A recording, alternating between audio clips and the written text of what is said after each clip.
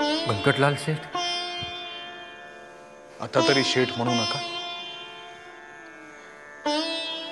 आपण गुरुबंधू आहोत। साधन संपत्तीचा हिशेब केला तर मी निश्चितच श्रीमंत आहे, शेठ आहे।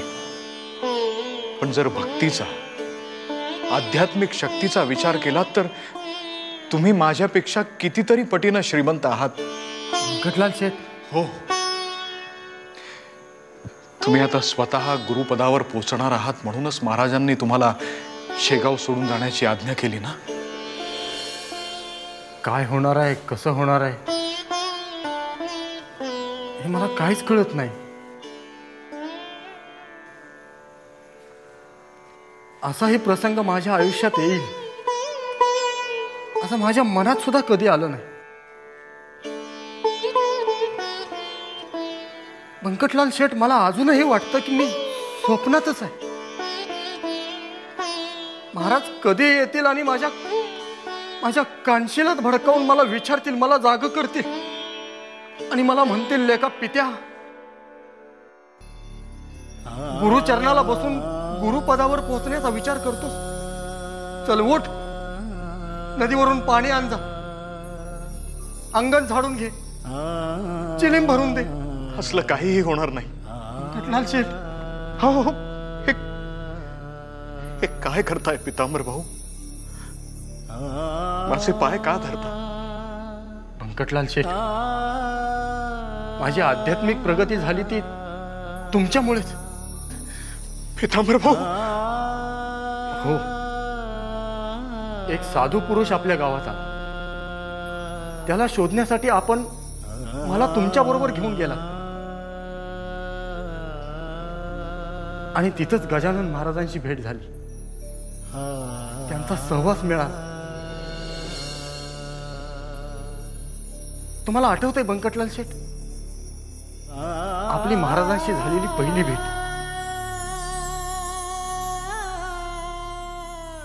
गोविंद बुवांचं कीर्तन ऐकलं म्हणजे ऐकत बसावंच वाटतं। पितांबर, पितांबर, माझा पांडुरंग, शेगावीचा पांडुरंग मला सापडला। पितांबर, महाराज, महाराज, महाराज, महाराज, महाराज, मी तुम्हाला कुठे कुठे नाही शोधलं महाराज।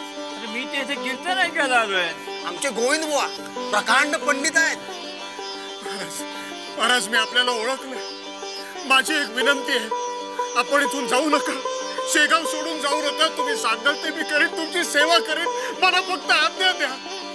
जा, त्या सीतामणीकडनं भाकरी घेऊन ये। आणतो, आणतो, इथून जाऊ नका तुम्ही, मी आणतो, तुम्ही थांबा, मी जाऊ नका। तू पितांबर शिंपिना रे? महाराज, महाराज, महाराज, गण गण गणात बोते, गण गण गणात बोते।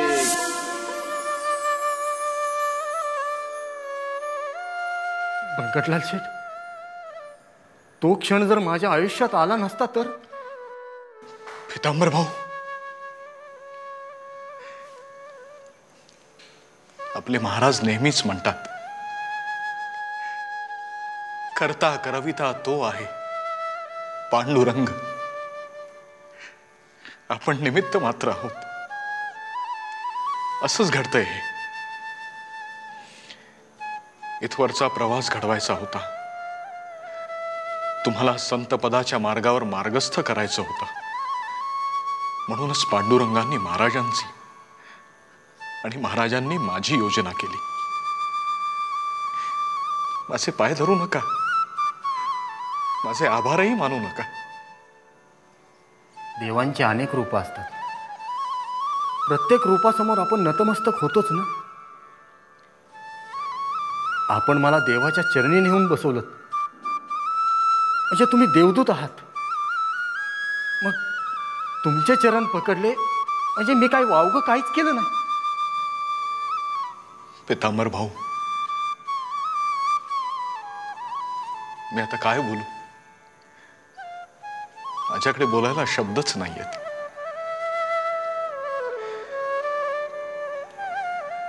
अशीच कृपा असू द्या। तुम्ही आता कुठल्या ठिकाणी जाणार आहात, कुठे तुमचा मुक्काम असणार आहे, हे आम्हाला तसं कळणं जरा कठीणच। पण जेव्हा महाराज परगावी जायचे तेव्हा ते माझ्या स्वप्नात येऊन आम्हाला दर्शन द्यायचे आणि म्हणायचे, बंकटा, मी अमुक अमुक एक ठिकाणी आहे, तसंच तुम्हीही माझ्या स्वप्नात येऊन तुमची खुशाली आम्हाला कळवा. व्यंकटलाल शेठ, पितांबर,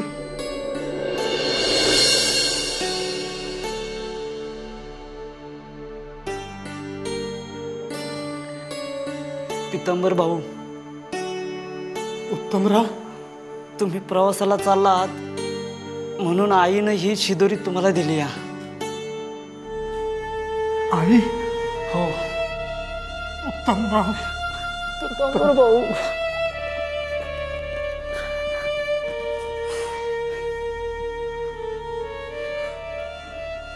पितांबर,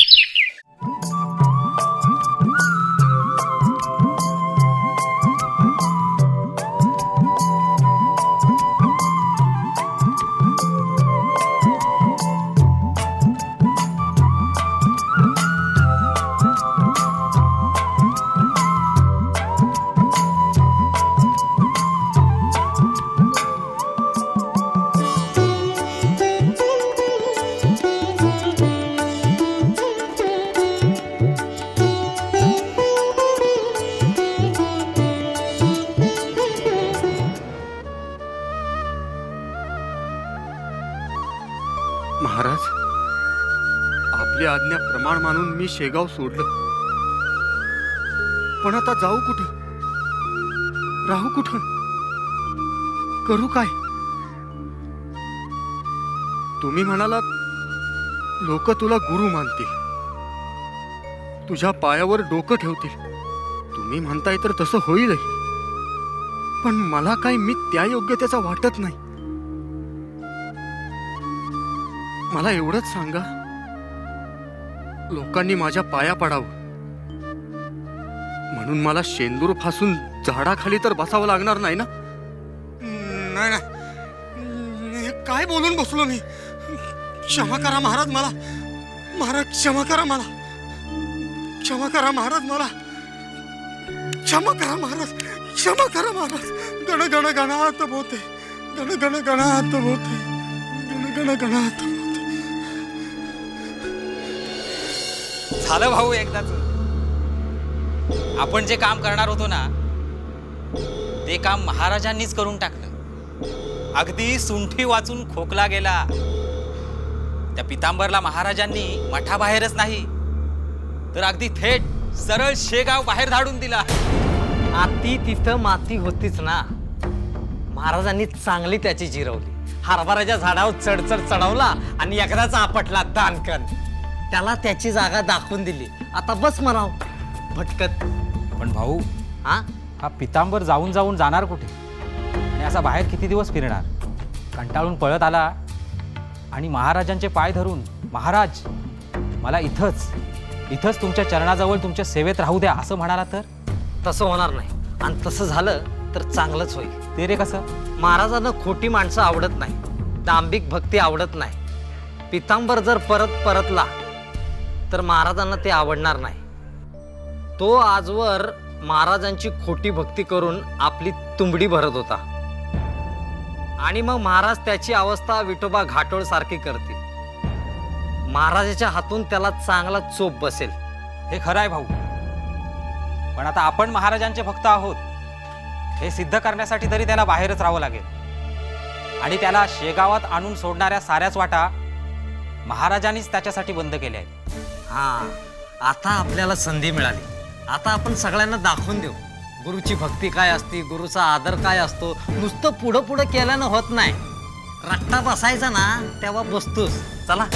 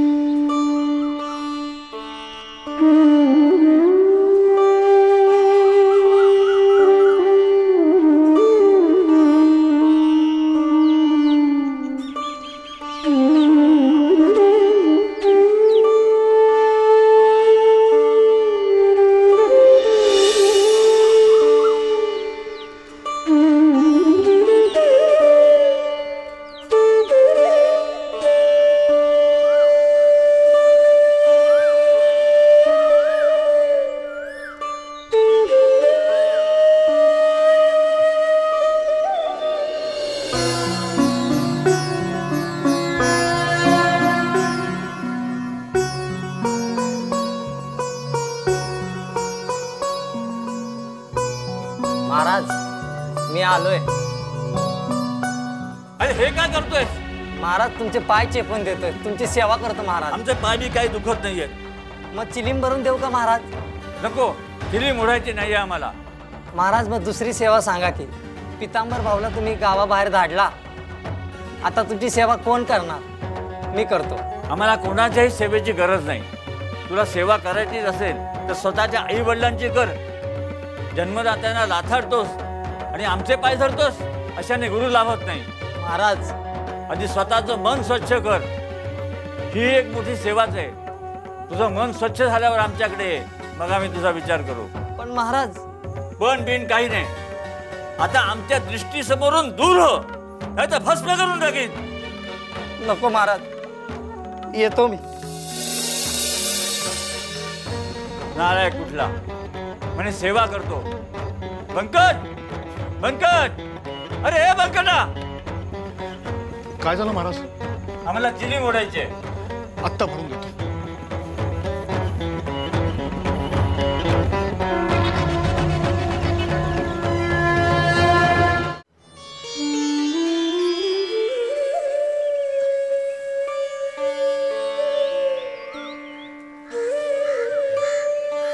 गावात जावं की नको? जर हाकलून दिलं तर नको. त्यापेक्षा आजची रात्र इथंच कुठंतरी काढूया. पुढचं पुढं बघू. आत्ता जर गावात गेलं आणि गाववाल्यांनी जर हाकलून दिलं तर आता पुढचा प्रवास करणं माझ्या तर अंगात आता बळ नाही राहिलं. पडूया, इथंच पडूया.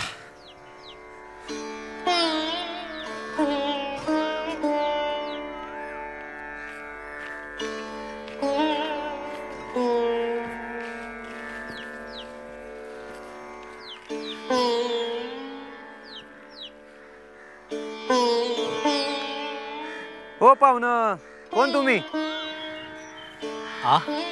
तोंडात माशी झाली की राव, केवढ्याने तोंड आवाजताय? नाव गाव सांगताना एवढं तोंड उडावं लागलं तर 4 घास घेताना तुमच्या तोंडाची मगरच होत नसल. मी पितांबर, शेगावचा. शेगावचा पितांबर? मग इथे कोणाला नेसवायचं आम्ही? पुन्हा पाहुणे, हे पुढचं गाव कोणतं म्हणायचं? कोणतं बी नाही म्हणायचं. कोंडोली गावाचं नाव कोंडोली म्हणायचं. कोंडोली. हा बराबर. तुम्ही कुठपर्यंत जाणार? नाही, अजून ठरवलं नाही. अजून ठरलं नाही? कुणाला गुंगारा देत आहे? कुठं दरोडा बिरोडा घातला नाही ना? नाही हो, मी एक साधा गरीब माणूस आहे. ते तर दिसतंय, पण दिसतं तसं नसतं म्हणून जग फसतं. एक ध्यानात ठेवा, कोंडोलीकरांना जर फसवण्याचा प्रयत्न केलात ना तर इकडनं जित्ते परत जाणार नाही. ध्यानात ठेवा. पडा आता निवांत.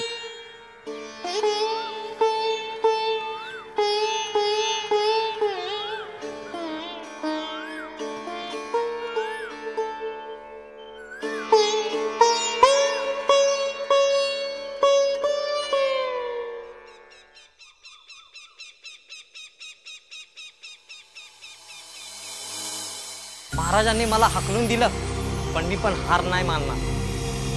महाराजांच्या मनात स्थान निर्माण करणारच. पण कसं?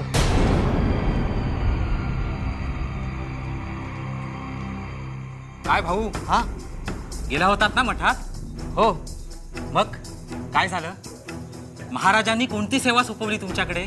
महाराजांनी म्हणजे बरंच काय काय सांगितलं. महाराजांनी लय सेवा करायला सांगितली मला. मला बोलले माझी चिलीम भरून दे, माझे पाय चेपून दे. आणि हो, महाराज म्हणले ते पितांबर काय कामाचा नव्हता म्हणून त्याला गावाच्या बाहेर हाकलून दिला आणि आजपासून त्याची जागा तू सांभाळायची. भले शाब्बास. आता उद्या मीही येतो तुमच्या बरोबर महाराजांकडे. तुम्ही येणार? हो. काही उपयोग होणार नाही. बंकटलाल शेठ, महाराजांनी तुमची जागा दाखवून दिलीच आहे. पितांबर भाऊ ते पितांबर भाऊ, त्यांची जागा कोणी घेऊ शकत नाही, मी सुद्धा नाही. तर तुमची तर गोष्टच सोडा हो. स्वतःकडे जरा पहा, स्वतःला ओळखा, वागणं सुधारा. हा बदल तुमच्यामध्ये जर घडवून आणलात ना तुम्ही, तर महाराजांची सेवा करण्याची तुमची जी इच्छा आहे ते महाराज कोणता ना कोणता तरी योग घडवून आणतील आणि ही इच्छा तुमची पूर्ण होईल.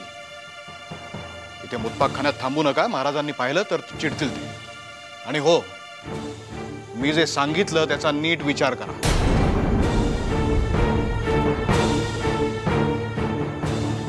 काय हो, काय बोलून गेलेत बंकटलाल शेठ? म्हणजे काय झालं होतं तुम्ही महाराजांकडे गेलात तेव्हा? खरं सांगू का, महाराजांना मला हाकलून दिलं.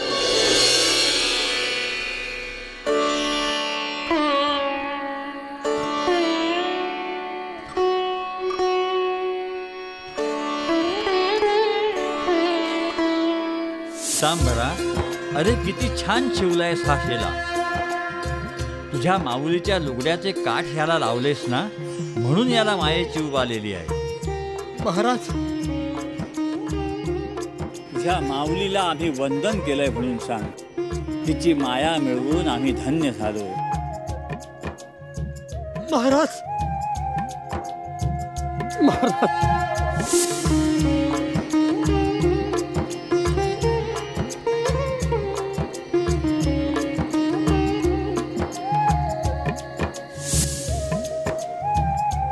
पितांबर, विचार कर. मरा मरा म्हणत वाद्याच्या तोंडून नकळतपणे रामनामाचा जप झाला. 12 वर्षाची तपश्चर्या झाली. पुढे वाद्याचा वाल्मिकी ऋषी झाला. दरम्यान मुंग्यांनी त्याच्या भोवती वारूळ निर्माण केलं. पूर्वी त्यांनी पापकर्म केली होती, तरी सुद्धा मुंग्यांचा उपद्रव तो सहन करू शकला. तू तर पुण्यवान आहेस. मग मुंग्यांमुळे तुझ्या तपश्चर्येत खंड का पडतोय? पितांबर, सहन कर, सहन कर.